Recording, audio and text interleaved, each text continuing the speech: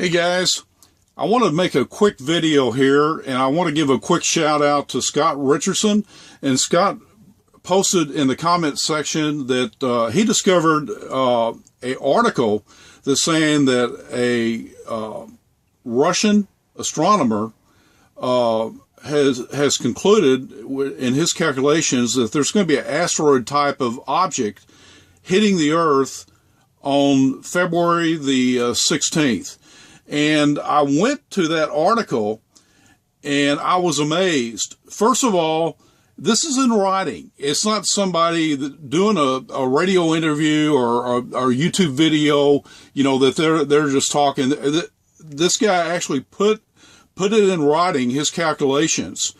And the object, and I will put a link to this page and another page that's coming up. But this Russian astronomer, he has done a calculation. This object is coming in at 26,000 miles per hour. Again, I have never seen it in print or heard of anything that by his calculations is going to make a direct impact on Earth. It's named 2016 WF9. It has a diameter of more than a kilometer, and he goes on to say that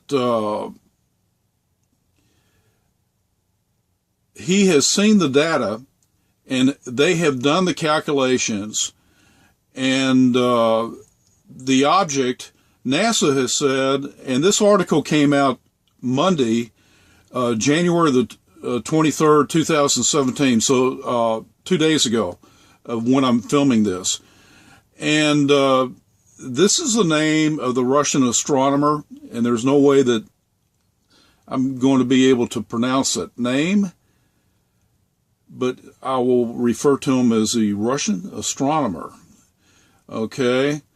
And NASA said, well, we just discovered it yesterday, and this guy's saying, well, NASA, that's a bunch of baloney. It's named 26WF, proves that you're lying. If it was discovered yesterday, it would have a prefix of 2017. But anyway, he goes on to say that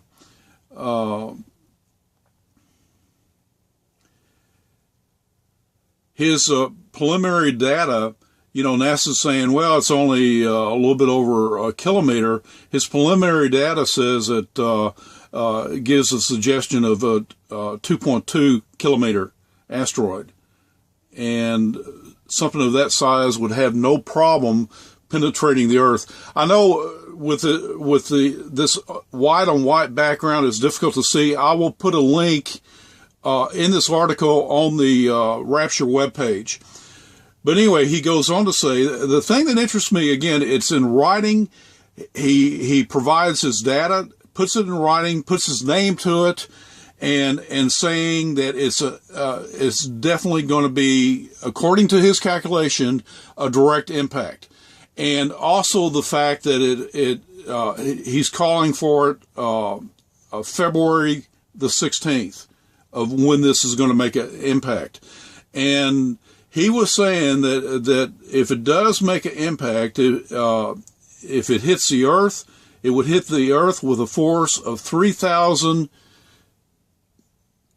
megaton atomic weapon. If it hits the ocean or seas, it will boil, and a catastrophic tsunami will likely occur. A land impact would be much better. Entire cities and countries will evaporate as if they never existed. In other words, it's a pretty major deal. I will leave a link to this, and again, it correlates with our date, February the 16th. You know, a day before the absolute deadline that we're projection of February the 17th. Okay, I will leave a link to this. Another thing I want want to do is that a lot of people have said, well, where do you get the idea that the moon represents the bride and Jupiter represents Jesus, our King, coming? And when there's a conjunction that takes place, it's a pretty major sign. This guy, and I will leave a link in the Rapture webpage on this, right below the asteroid. But this guy did a real good a love story in the sky, and this was written back in 2012, where there was a conjunction between Jupiter and the moon and Venus, and he's comparing it to the Jewish wedding tradition, but he goes ahead and kind of identifies, well, the moon represents the bride, and Jupiter represents our King. And again, it's well worth a read when you have a chance, and I'll list it in the on the Rapture webpage. So let's go back to our program here, and let me back it up. I'm going to start it at November 16th. That's the exact calculated date. You remember we came forward from our key date that's described on the webpage of March the 22nd, 2013. Exactly, Daniel's 1,335 days takes us exactly to the day. You can see here, excuse me, I'm operating on an iPad, and if you drop it, it screws up your place. Okay, Virgo.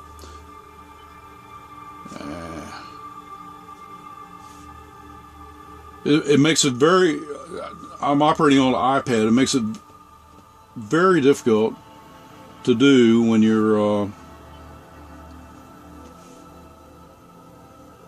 tapping stuff. Okay, let's back it up here. We entered November the 16th. It enters the constellation Virgo, and it goes on here, and I want to show you right at the point that there's a conjunction of the moon right there. That is February the 15th. Okay, but there's a conjunction, and immediately it starts the retrograde action. You see that? It appears from the Earth perspective, and this is Central Standard Time, the timeline up here. Anyway, it starts the retrograde action, and then it goes into the Revelation 12 sign. Back it up. September 23rd, there's a Revelation 12 sign where the moon is at her feet, the sun is behind her head, and you have the three wandering stars of Mercury, Mars, and Venus, and then the 9 stars of Leo. Okay, let's go back to Virgo, and let's do it again. Tap Virgo. Okay, we're going back. Okay, enters the 16th.